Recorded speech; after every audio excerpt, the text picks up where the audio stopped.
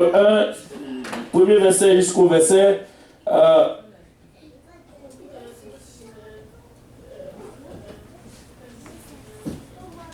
du premier verset jusqu'au verset 8. Alléluia. Gloire au nom de Jésus-Christ. Pouvons-nous juste se mettre debout pour le respect de la parole de Dieu et après on va s'asseoir. C'est bon. Peut-être que ça sent bon quand vous allez voir des choses. Je vous dis, c'est tellement bon. Merci Seigneur. Alléluia. Gloire au nom de Jésus-Christ. Seigneur est bon. Amen. Alléluia. Paul, apôtre de Jésus-Christ, par la volonté de Dieu, et le frère Timothée. Aux saints et fidèles frères en Christ qui sont à Colosse, que la grâce et la paix vous soient données de la part de Dieu, notre Père. Nous rendons grâce à Dieu, le Père de notre Seigneur Jésus-Christ, et nous ne cessons pas de prier pour vous, ayant été informés de votre foi en Jésus-Christ et de votre charité pour tous les saints, à cause de l'espérance qui vous est réservée dans les cieux, et que la parole de la vérité et la parole de l'évangile vous a précédemment fait connaître. Il est au milieu de vous et dans le monde entier, il porte de fruits et il va grandissant comme c'est aussi des cas parmi vous. Depuis le jour où vous avez entendu et connu la grâce de Dieu conformément à la vérité. D'après les instructions que vous avez reçues de Paphras, notre bien-aimé compagnon de service, qui est pour vous un fidèle ministre de Christ, et qui vous a appris de quelle charité l'Esprit vous anime. Vous pouvez vous asseoir. Seigneur Jésus, nous te remercions, Papa, pour ton amour. Encore une fois, Père, Jésus-Christ, nous ne voulons pas faire les choses selon notre capacité et notre philosophie, Papa. Je prie, moi personnellement, nous tous ensemble, que nous saisissons, Papa, ce que tu vas nous dire aujourd'hui, Père. Parlez-nous, Seigneur Jésus-Christ, Papa. Tu es Dieu dans notre vie, Seigneur. Montre-nous ta grâce, Seigneur. Voulons, Papa, que tu augmentes notre foi, Papa, et ta grâce, Papa, brille dans nos vies chaque jour. Je permets, Papa, que nous absorbons cette parole, Jésus, qu'elle rentre dans nos vies, Papa, et qu'elle produit des fruits, Papa, que ces fruits nous conduisent jusque dans la vie éternelle. Au nom de Jésus-Christ. Et une chose, alléluia, je vais vous juste faire savoir. Si tu peux regarder au verset 7, 8, il y a quelque chose en particulier. Peut-être, je ne sais pas, beaucoup, vous savez que Paul, c'est quelqu'un qui a planté, il a plusieurs églises, mais je vais vous dire, l'église de Colossiens, ce n'était pas Paul. Et c'est, vous allez voir, c'est pourquoi il dit c'est très riche, des fois c'est... On veut juste rentrer et voir. Et si tu regardes, d'après les instructions que vous avez reçues de Paphras, notre bien-aimé compagnon de service, qui est pour vous un fidèle ministre de Christ et qui nous a appris de quelle charité l'Esprit vous anime. Savez-vous, c'est Paphras qui a planté l'église de Colossiens. Colossiens. Et c'est très très important. Et on va voir les petits détails. Maintenant, sur le contexte historique ou religieux, nous allons voir un peu d'origine certaines choses. Et à l'origine de cette lettre écrite par apôtre Paul aux Colossiens après la visite évangélisateur de l'église des Colossiens. Ça c'est peut-être la philosophie. Paul et parfois il a envoyé une nouvelle à Paul. Voici ce qu'il a annoncé à Paul. Il dit à Paul, l'église de Colossiens tombait dans une grande erreur. Et nous ne voulons pas nous-mêmes tomber dans cette erreur. Et c'est pourquoi Paul, il a écrit cette lettre pour encourager l'église des Colossiens, pour leur dire, voilà, vous êtes déjà forts dans la foi, dans la charité, N'essaye pas de te laisser glisser pour faire quelque chose. Tu as un bon ministre devant toi. Je ne sais pas si tu as une église où tu as un bon ministre, ou ministre avec référence pasteur. Il est un bon pasteur, il t'a montré vraiment toutes les bonnes choses et il est infidèle, alléluia. Il nous a expliqué, il nous a parlé comment l'esprit, la charité anime, la Bible dit qu'il nous a appris de quelle charité l'esprit vous anime. C'est-à-dire, non seulement tu es à la charité, mais ce n'est pas seulement, c'est comme s'il y a une animation dans la charité. Wow! Et c'est ce que je vais vous faire savoir aujourd'hui. Et cette église, nous voulons faire la différence. Peu importe la quantité d'église, nous sommes une église et nous devons faire la différence. Nous voulons que les gens entendent, les gens qui juste entendre parler de Montréal-Nord et dire wow, j'ai appris comment l'église de Montréal-Nord sont en feu, en charité, en foi, en toutes choses, en train de marcher et vivre pour Dieu. Alléluia. Et nous voulons que cette nouvelle propager partout. Pourquoi? Parce qu'il y a des témoignages dedans. Ces témoignages peuvent, écoutez, nous ne devons pas arriver à un moment où nous disons nous allons arrêter de prier, nous allons arrêter de vivre pour Dieu, nous allons arrêter de faire ce que nous avons l'habitude de faire. Écoutez, nous devons vivre en amour chaque jour. Nous devons vivre dans la charité. Écoutez, par-dessus de l'amour, la charité, savez-vous ce que la charité fait? La charité me dit, quand je marche, je suis ton auteur. Ton auteur. Et là, tu essaies de faire sortir tes pieds. Tout tranquillement, en tapant mon dos. Oh, tu es là sur mon autel. Pas fort. Ce n'est pas pour ce. Avec voir.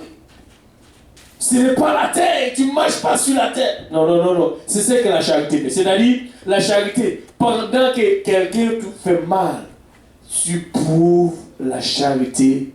Et tu changes, et tu regardes la personne qui te fait mal au visage. Et qu'est-ce que tu lui montres? Pas le mal. Tu rends le bien parce que lui, il t'a fait mal.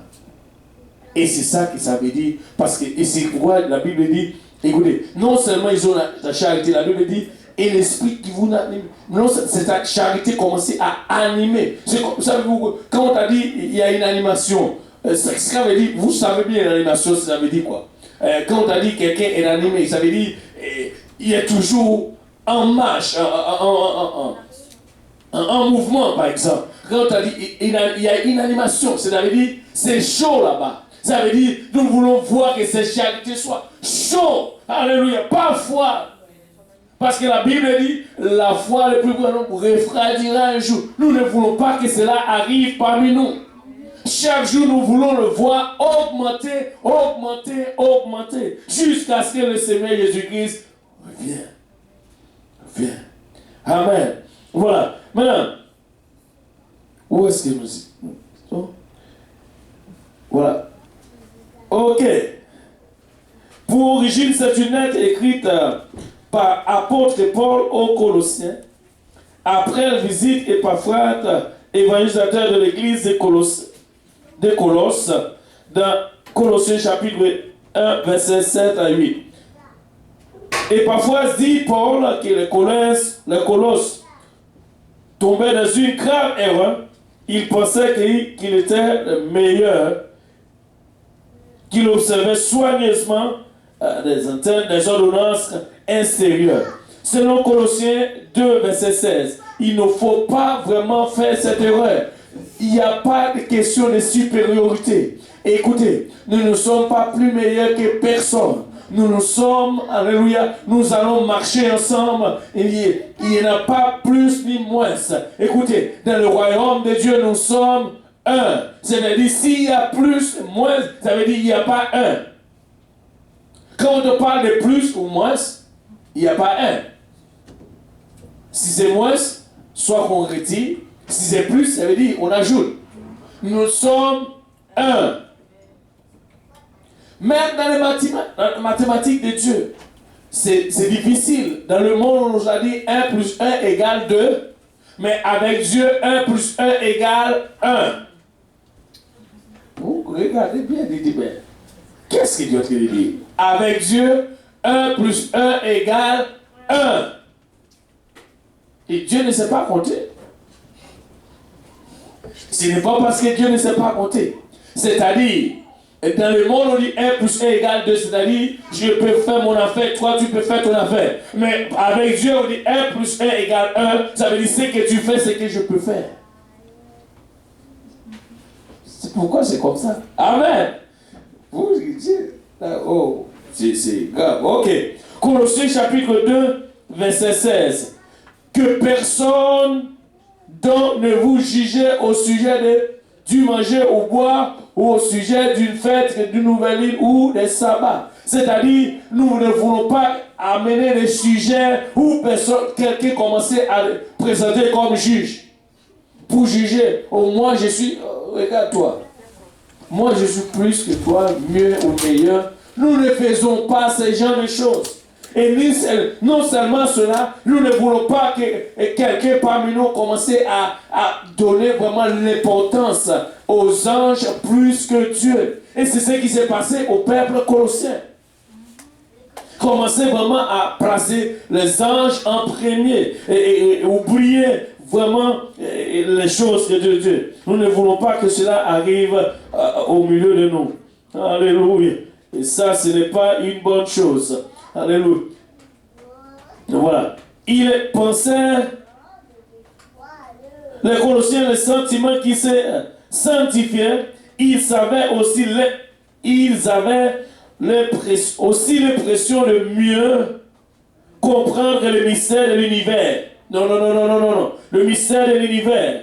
Et que les autres membres de l'Église, dans la lettre, Paul le reprend et les enseigne que la rédemption n'est possible que par le Christ et que par et que nous devons faire preuve de sagesse et de servir. C'est-à-dire, le mystère où notre salut ne vient que par Jésus. Ça ne vient pas d'un autre endroit, il vient que par Jésus-Christ. Nous sommes là par Jésus. Et c'est Jésus même, alléluia. Il est venu une fois, alléluia, sur la terre pour nous sauver. Nous sommes ici par Jésus-Christ. Au verset 18, dans le chapitre 2, au verset 18.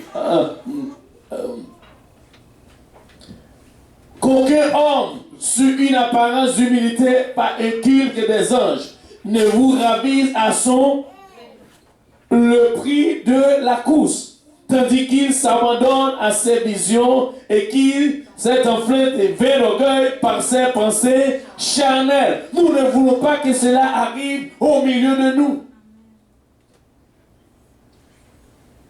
En tout cas, cette étude, c'est très riche, je vous dis. C'est vraiment riche.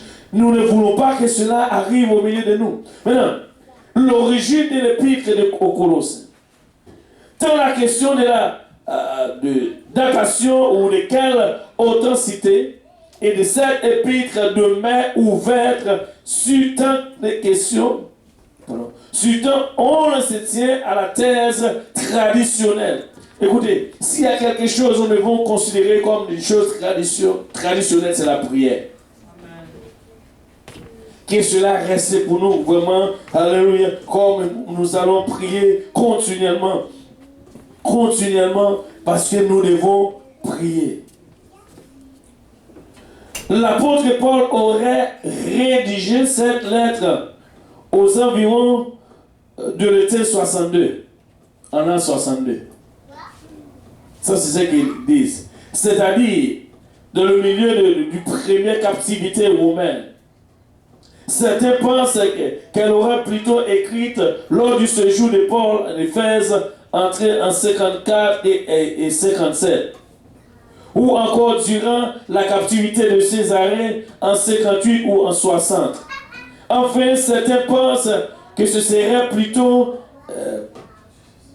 des disciplines et que Paul aurait rédigé vers la fin du siècle, du premier siècle, se faisait passer pour le maître. Le fait que la ville de Colosse a été détruite par un tremblement de terre vers l'an 60, suppose que soit Paul a écrit cette lettre avant d'être mis au courant de cette information, soit que ce jugement est établi dont se seraient servis des disciples de Paul pour se faire passer pour lui. Ce n'est pas ça le cas. Maintenant, c'est à Turquie et Onésime, l'apôtre avait confié et chargé de porter cette missive à l'église de Corinthe. Savez-vous, si on parle de Onésime, c'était quelqu'un, lorsque Paul arrivait quelque part où Onésime avait un problème avec Tite. Savez-vous, l'église, il avait un problème avec Tite au point que, Tite, je ne me rappelle pas si c'était Philémon ou Tite, quelque chose comme ça. Mais il ne veut pas garder Onésime. Paul dit, considère Onésime comme c'était ton enfant. Il y avait un problème avant. Savez-vous, des fois, il y a des gens, c'est comme le problème d'Onésime, c'est le même problème qui s'est passé avec Moïse. Onésime, il travaillait avec Philémon avant, mais à un moment donné, il y avait un problème où Philémon ne pouvait pas plus supporter Onésime. Vous l'avez déjà, je pense que pas nouveau, il ne pouvait plus supporter. Mais Paul a gardé, savez-vous quoi? Pourquoi il y a des travails réellement. Priez pour le pasteur. Savez-vous combien il s'engage pour prier pour le pasteur ici? Si vous ne priez pas pour vos pasteurs, c'est vraiment vous dire. Parce qu'il y a de ces cas réellement. Des fois, c'est lui qui va être en charge de vous. Soit qu'il fait, mais priez pour qu'il considère le cas et prend en charge, fait le travail de Dieu. Pour le considérer un cas plus que l'autre et d'autres que l'autre envoie d'autres ailleurs. Parce que des fois, toi tu ne vas pas supporter quelqu'un, alors le pasteur, lui, il doit supporter. Toi, tu ne peux pas supporter ta soeur ou ton frère, et le pasteur, tu vas courir vers qui? Le pasteur.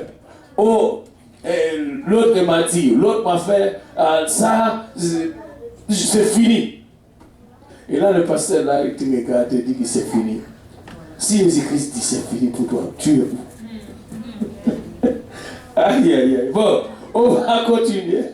Priez pour vos pasteurs. Amen. Et c'est très important. Maintenant, et ça, c'est l'importance. Voilà. On ne veut pas rentrer dans toutes ces discussions, peu importe comment, qu'est-ce qui se passe. Bon, voilà, Paul se confie à Onésime d'amener cette lettre dans Colossiens chapitre 4, verset 7 à 9. Voilà. Tychique, le bien-aimé frère et le fidèle ministre, mon compagnon de service dans le Seigneur, vous communiquera tout ce qui me concerne. Verset 8. J'envoie express vers vous pour que vous connaissiez notre situation et pour qu'il console vos cœurs. C'est net. Je l'envoie avec Onésime, le fidèle et bien-aimé frère, qui est des vôtres. Ils vous informeront de tout ce qui se passe ici. Waouh! Paul, c'était à Tychique et Onésime, Paul a confié ses lettres pour amener cela vers Épatras, qui était à Colosse. Mais quand ils arrivent là-bas, savez-vous, dans les temps anciens, quand ils arrivent avec une lettre, ce n'est pas de donner cette lettre au pasteur. Non, ils doivent venir et lire ce qu'il apporte. Et c'est comme la loi. Parce que personne ne va accepter cela. Il va aller à l'église. Si j'envoie une lettre à l'église de Saint-Laurent et je donne n'importe qui, tu devrais aller là-bas et lire ce qu'il y a dans la lettre pour l'église. Et pour consoler l'église, pour parler. Et c'est ça. Et c'est pourquoi, c'est la raison pour laquelle Paul a écrit cette lettre où on parle de missive à l'église de Colosse. La ville de Colosse modifiée dans un site du beauté alpesque, pardon, qui domine le mont Cadiz, renommé de neige éternelle, celle de vertige, du détage ainsi que d'acropole, parmi les ruines éparses, signaler encore la ville de Colostre située au bord du Lucie et afflige du célèbre de Méandre. Dans le sud-ouest de la Phrygie, ça c'est le voyage missionnaire de Paul. Il passe toujours à quelques 200 km à l'est d'Éphèse. C'est-à-dire, cette ville était située entre Éphèse et Phrygie. Et c'est vers l'Asie mineure. Et quand on parle de l'Asie mineure, vous venez de voir là où le Seigneur Jésus-Christ a écrit à cette église de l'Asie, ou quand on parle de l'Asie mineure, à Éphèse. Il a écrit ces 7 lettres à Jean, c'est-à-dire, vous voyez, c'est presque le même contexte. Alors que Paul lui-même, il a écrit aussi à l'église Asie mineure. Savez-vous quoi? En Éphèse, Turquie, je pense que... Est-ce que c'est Éphèse ou Turquie? Je ne me rappelle pas vraiment. À Turquie, aujourd'hui, je pense que c'est juste ce côté qu'on appelle cette ville Éphèse avant. Là où ils s'est fait crier, on peut dire, les serviteurs de Dieu. Et c'est comme si ils tuent les gens, et c'est là où arrive l'âge noir, où les gens pensent que l'église n'était pas vraiment établie. Je pense que beaucoup, on pense, c'est l'église catholique a pris naissance avant notre église. Et pourtant, l'église a pris naissance en l'an 33. Et c'est là où ils ont fait tuer les apôtres. Alléluia. Tu veux servir le Seigneur. Et des fois, il y a plein de problèmes. Tu veux fuir. Tu ne veux pas rester à l'église. Non, tu ne veux pas à l'église pour le problème. Savez-vous quoi? Il y a plein de problèmes. Et si vous étiez là dans le temps comme Paul,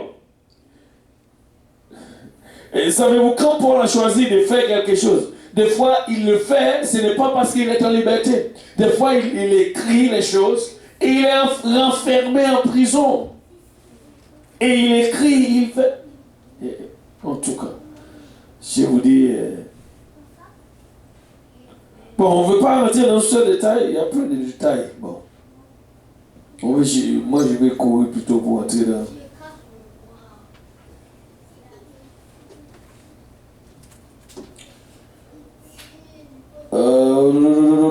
Je vais juste essayer de sauter certaines choses parce que sinon, on ne va pas y arriver. Pour entrer dans les choses, ça plein de détails.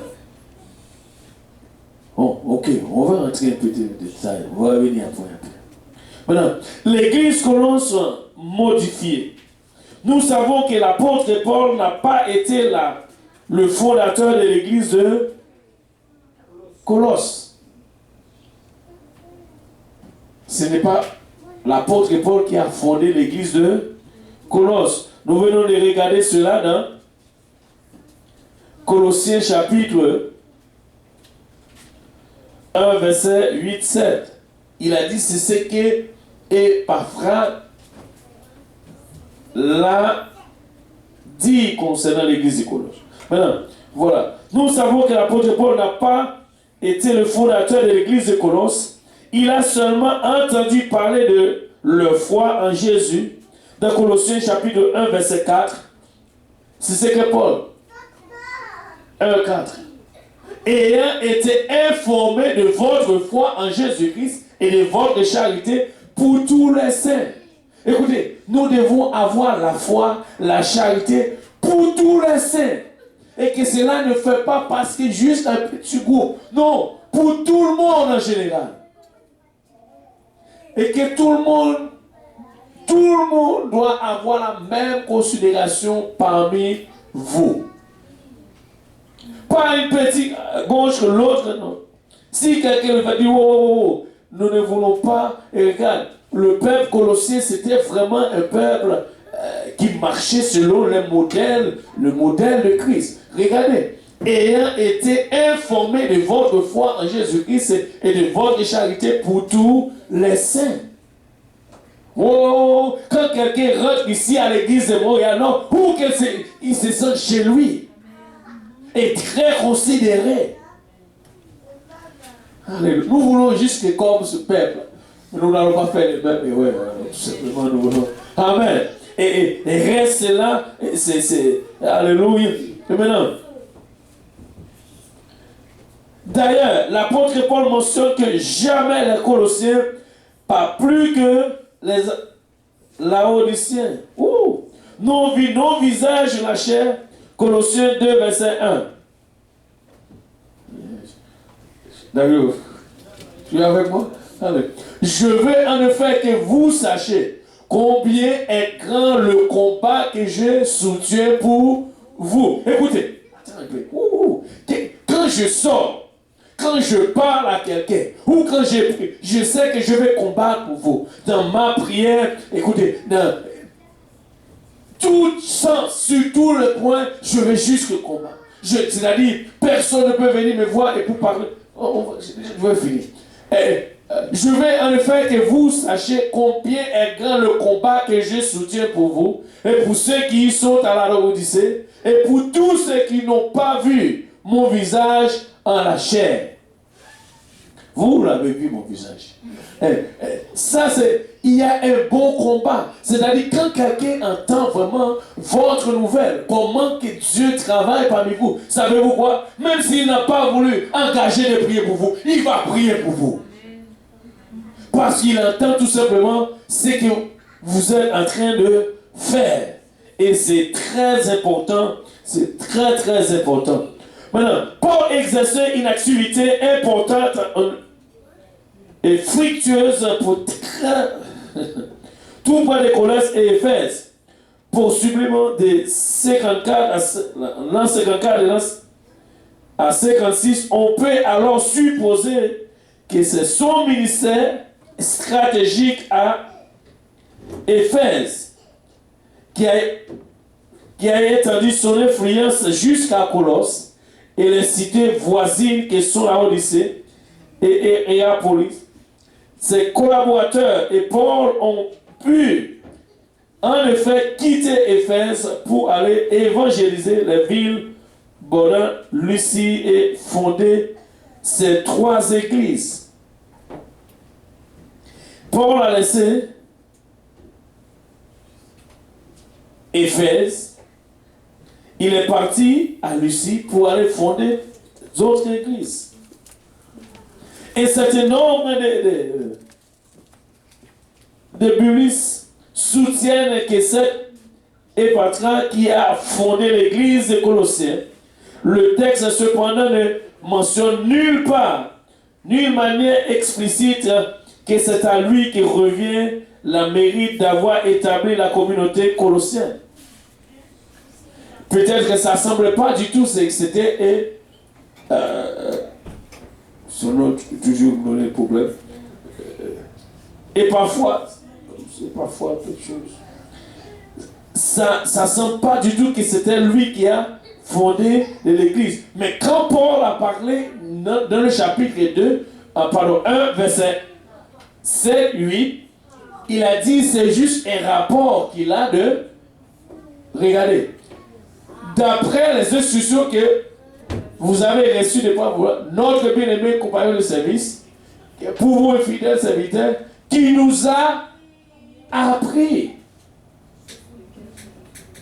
De quelle charité ça veut dire? C'était et parfois c'est lui qui a fondé l'église de Colossiens.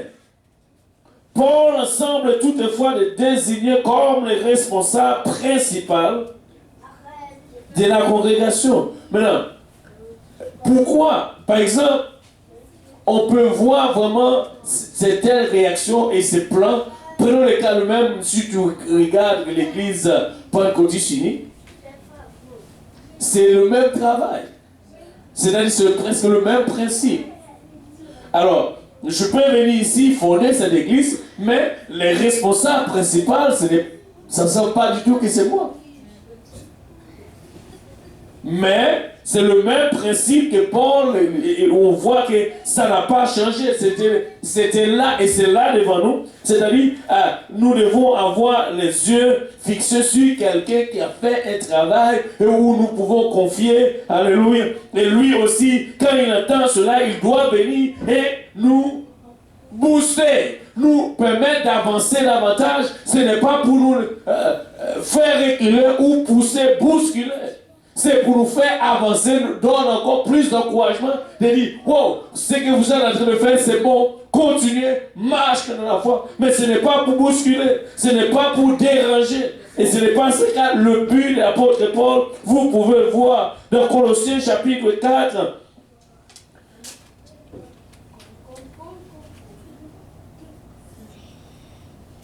Verset 12 à 13. Et paraphrase qui est des vôtres. C'est pas. Vous, salés serviteurs de Jésus-Christ, il ne se cesse pas de combattre pour vous dans ses prières, afin que, parfait et pleinement persuadé, vous persistez dans une entière soumission à la volonté. Ça, c'est mon désir pour vous. Je dis, c'est bon ça que tu dis. Ouais, c'est mon désir pour vous. Vous voyez cela. C'est que moi, je veux que je prie et je combats dans mes prières pour que vous deveniez parfait, pleinement persuadé, persister dans une entière soumission. Parce que la première chose que j'aimerais bien qu'il vous envoie, c'est la soumission envers Dieu. Si vous ne voulez pas soumettre à Dieu, vous n'allez pas soumettre aussi à l'homme. Même si des fois tu peux le faire semblant, parce que si tu ne veux pas le faire avec Dieu, ce n'est pas l'homme qui va le faire. Moi je veux que vous rentrez là.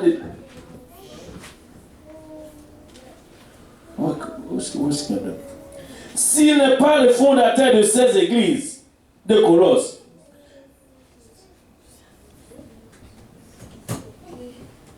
c'est lui en effet que Paul a donné des instructions pour les Colossiens. Ça veut dire, Paul, lui, si ce n'est pas lui qui est le fondateur, mais il a reçu d'abord l'instruction de la part de Paul pour faire ce travail. Grâce à ce témoignage qu'il prend beaucoup de peine pour vous. Paul décrit également comme son bien-aimé compagnon de service. Regarde comment Paul l'a décrit. Paul n'a pas décrit comme oh c'est moi. Savez-vous quoi? J'aime bien Dieu ou les affaires de Dieu. Et tu peux remarquer, Paul n'a pas une ambition pour dire c'est moi qui est le boss ou c'est moi qui est le chef. Il a dit c'est mon compagnon de service. Savez-vous qu'est-ce qui s'est passé? Même les anges. Jean, il se met à genoux devant les anges. Les anges disent, wow, lève-toi. Je suis tout simplement votre compagnon de service. Waouh! C'est pourquoi nous n'avons pas pu avoir la tendance de prier pour quelqu'un qui vient comme on fait chez nous. Tout ça, c'est des fausses doctrines. Ce n'est pas bon. Bon, si les gens veulent se mettre à genoux, c'est toujours mieux que tu te places à genoux à côté de lui. Mais parce qu'il y a des gens qui se sentent à l'aise, qui se sentent mieux en agenouillant. Mais c'est ici des soumissions.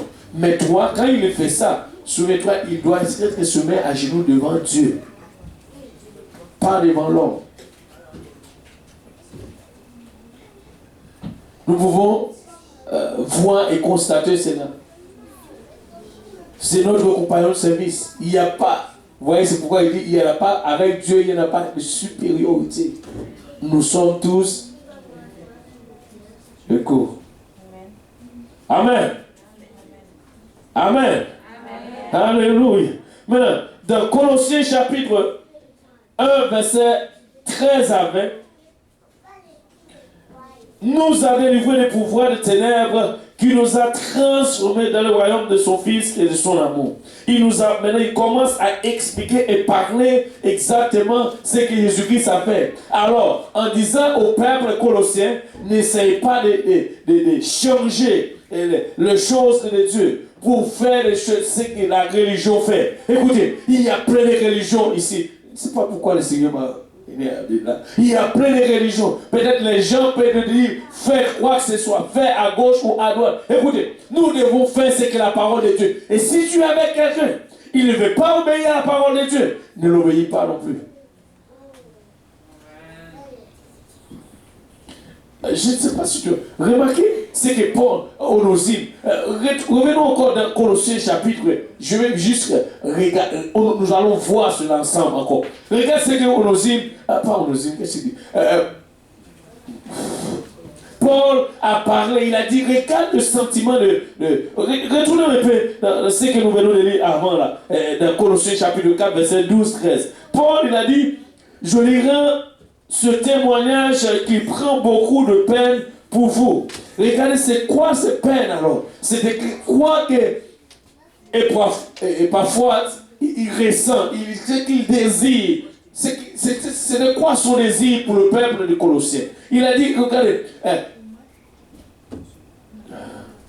et parfois, qui est des vôtres, vous salue, serviteur de Jésus-Christ, il ne cesse pas de combattre pour vous dans ses prières. Et regarde, pourquoi est-ce qu'il se combat dans ses prières? Il a un désir, il a voulu tout simplement que c'est ce que tu devrais faire. Mais regardez, il a dit, afin que parfaitement et pleinement, ça veut dire, ce n'est pas une partie, pleinement. Il n'a pas dit juste que tu peux, mais il a dit pleinement. Ça veut dire, il n'y a pas une partie en toi qui va rester en arrière. Pleinement persuadé, vous persistez. Écoutez, même si tu le sens, tu dis, ben, je suis fatigué, je ne peux pas. Moi, je veux que persister encore. Continue encore. Alléluia.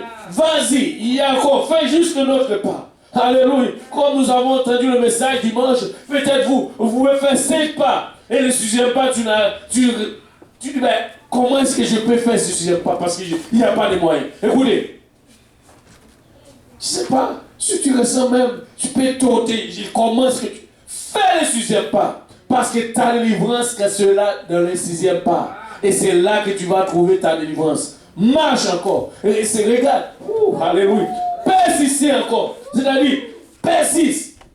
Amen. Même si tu ressens que tu veux reculer, persiste. Alléluia. Dans une entièrement soumission à la volonté de Dieu, car je lui rends ce témoignage qu'il a une grande sollicitude pour vous. Pour ceux qui l'ont Odyssée et pour ceux qui il n'y a pas folie. C'est-à-dire, ce que je veux de vous. La Bible dit, soumettez-vous. C'est Jacques qui a dit. Regarde Jacques 4 et quelque chose. 4 verset 7. Regarde ce que ça peut faire.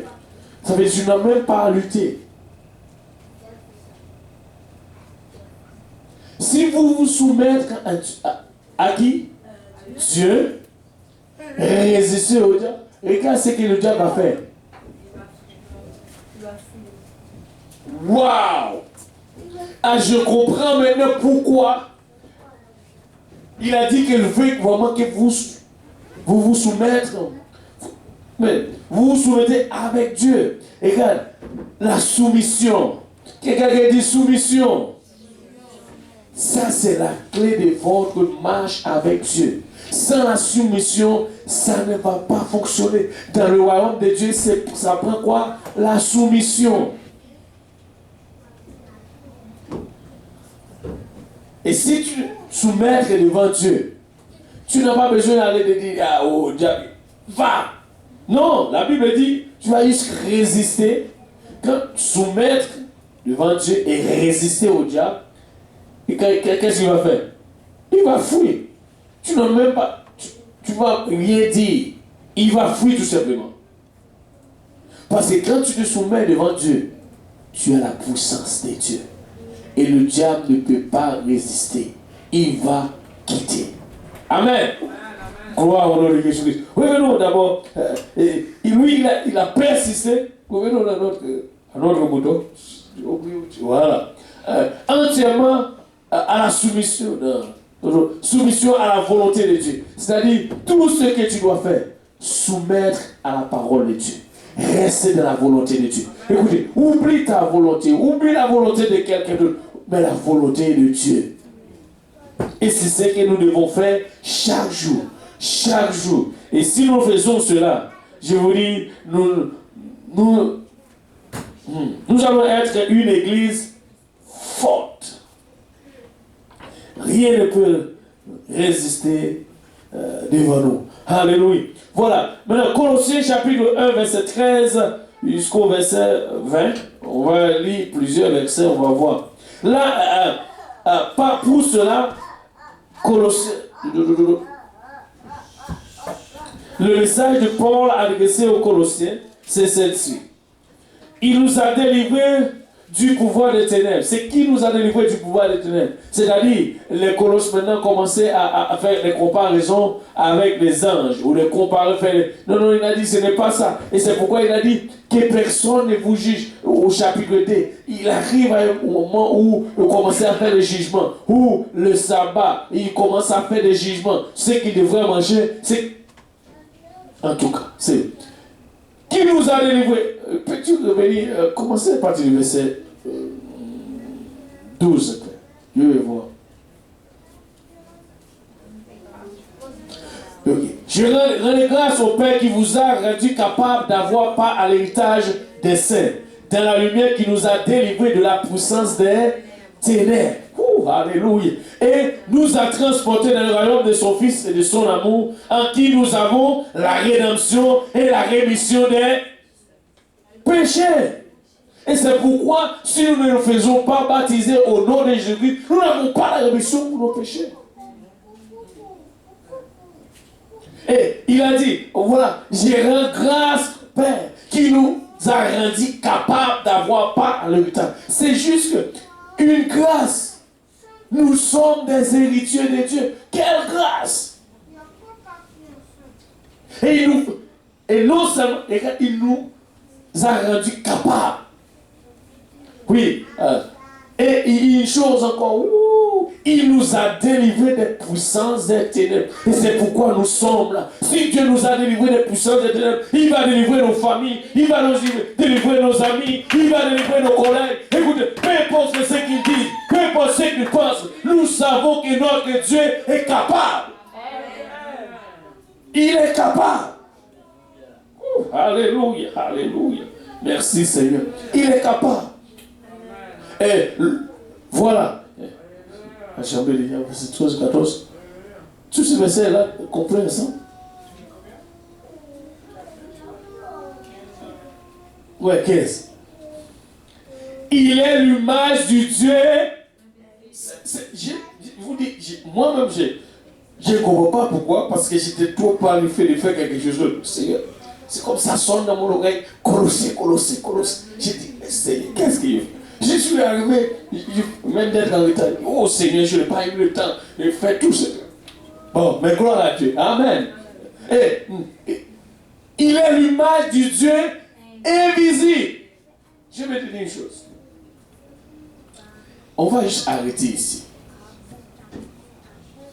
Ton image, c'est qui? Ton image, c'est qui? C'est toi. Mais c'est l'image du Dieu invisible. C'est chair. Jésus-Christ en chair, c'était l'image de Dieu. En d'autres termes, c'était Dieu lui-même. L'image, regarde. Et on va voir. Quand on a dit l'image du Dieu invisible, oh, alléluia. C'est puissant.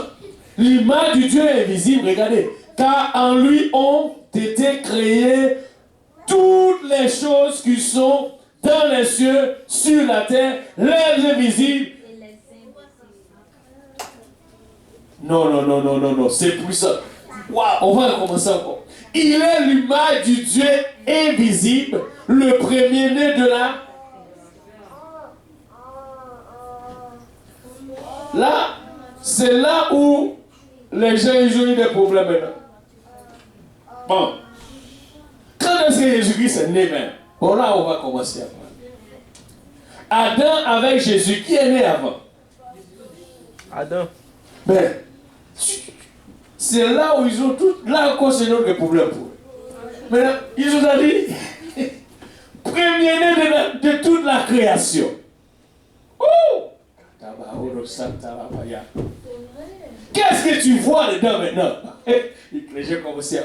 Je vous dis, écoute, moi, c'est très riche cette étude. Depuis la semaine dernière, ils ressentent quelque chose. Et bon, évite les jeunes, viennent à l'étude. Vous voyez, c'est important d'éviter quelqu'un de venir. Maintenant, qu'est-ce que cela veut dire? Premièrement, remarquez une chose. Avant de dire qu'il est le premier-né, il a dit il est l'image du Dieu invisible. Maintenant, l'image de Dieu invisible, premier-né de toute la création. Là, c'est un problème. Adam avec Jésus. Parce que je vais vous montrer une chose. Vous allez voir, il y avait un grand problème. On va juste retourner en arrière, de voir il y avait un problème entre les Juifs et Jésus. Dans Jean, alléluia, des fois, je vous dis, il y avait un problème dans Jean chapitre 8. Est-ce que j'ai un chapitre 8? Donne le verset 56, s'il vous plaît. 56 au 8. Bon, ok. Voilà. Maintenant, tu peux retourner en arrière. Ouais.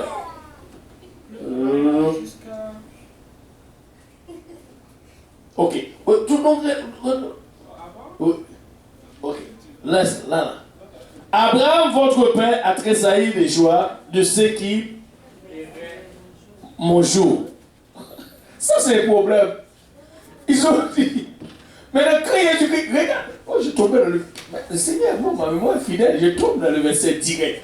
Jésus-Christ est en train de parler avec les disciples.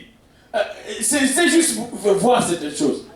Il dit, Abraham, votre père, a tressailli de joie de ce il verrait mon jour. Là, c'est le problème avec les disciples. Comment Abraham peut voir mon jour? Ton jour, Abraham, voit ton jour. Regarde ce que. Il a vu et il s'est réjoui. Maintenant, les Juifs, qu'est-ce que tu dis? Les Juifs lui disent, tu n'as pas encore 50 ans. Là, Abraham, voit mon jour. Je vous dis, écoutez, regarde votre amour, il y a quelque chose de bon. Alléluia. C'est beau ça. Le Juif me dit, écoutez, il y a des choses que, je vous dis, il y a rien que, nous avons la vérité. Écoutez, il n'y a rien. Nous avons tout ce que, c'est correct. Là, c'est grave. Abraham, votre père, a tressailli de joie de ce qu'il verrait mon jour. Oh, ça, il y a un problème. Je ne sais pas pourquoi est-ce que je viens ici, mais c'est parce que quand j'ai dit, il est le premier-né de toute la création, bon, c'est là maintenant, quelqu'un te dit, ok, j'ai un problème vraiment, comment il est le premier-né de la création? C'était Adam, non? C'est Adam. Mais là, il est le premier-né de la création. Il y a un sérieux problème. Alors, ok, alors la Trinité est encore en fonction.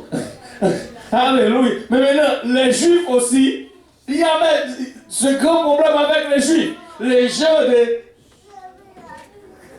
Comment on dit? Sa patrie, si on peut dire. Il est né parmi les Juifs, mais aussi ces Juifs ont eu ce même problème. Alors Jésus-Christ parlait de. Il a dit, Abraham, votre père, tressaille de joie de ce qu'il verrait mon jour. Il l'a vu et il s'est réjoui. Il l'a vu et il s'est réjoui. Maintenant, les Juifs lui disent, tu n'as même pas encore 50 ans. Et c'est là, c'était un problème. Regardez ce qui suit. Tu n'as même pas encore 50 ans. Tu as vu Abraham. Jésus l'a dit, en vérité, je vous le dis, avant qu'Abraham fût. Wow! Avant qu'Abraham. Wow! Alléluia. Écoutez, je vous dis, vous avez de quoi pour enseigner la parole de Dieu. Alléluia. N'ayez pas peur. N'ayez pas peur de partir et prêcher cette vérité. Nous avons cette vérité.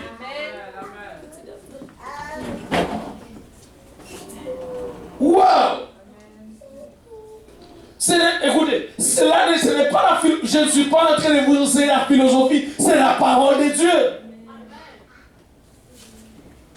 Maintenant, quand il a dit je suis, regardez, ça c'est, qui parle maintenant? C'est Jésus. C'est Jésus qui parle. Il a dit, wow, Abraham, votre père, écoutez, même si tu as rejeté tous les versets, mais garde ces versets. Garde ce verset. Maintenant, encore ce verset va nous donner un problème.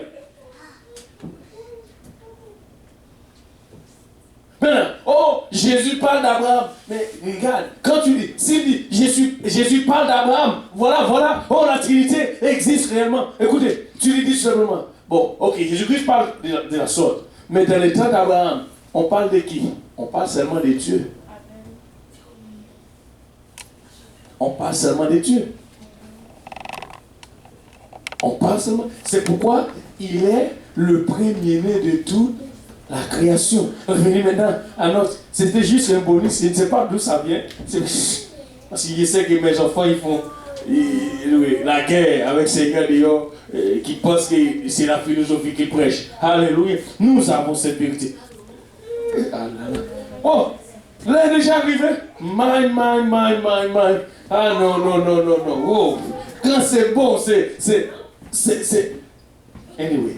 Bon. Alléluia. Il est l'image du Dieu invisible. Mais qu'est-ce que tu dis par là? Son image, c'est Dieu. Oh, maintenant quelqu'un m'avait dit, mais toi aussi tu es créé à l'image de Dieu. Ok, tu es créé à l'image de Dieu. On va voir ce qui suit alors. Ok, je suis créé à l'image de Dieu. Alors si l'image de Dieu est visible, ce n'est pas grave. Mais on va lire ce qui suit. Maintenant, il est le premier-né de toute la création. Voilà. Il était là de la création. Alors, encore là, il y a plein de choses. Voilà tout ça, on peut discuter. Alors, la Trinité existe. Là, on peut discuter.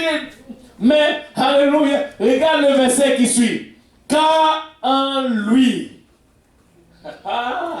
La discussion va commencer ralentie. Car en lui. En lui, c'était quoi? Ont été créées toutes les choses qui sont dans les cieux et sur la terre, les invisibles, les visibles et les invisibles, trône, dignité, domination, autorité, tout a été créé, regarde, par lui et il est avant et toutes choses subsistent en lui. Maintenant, ok, dans la création, qui a parlé même?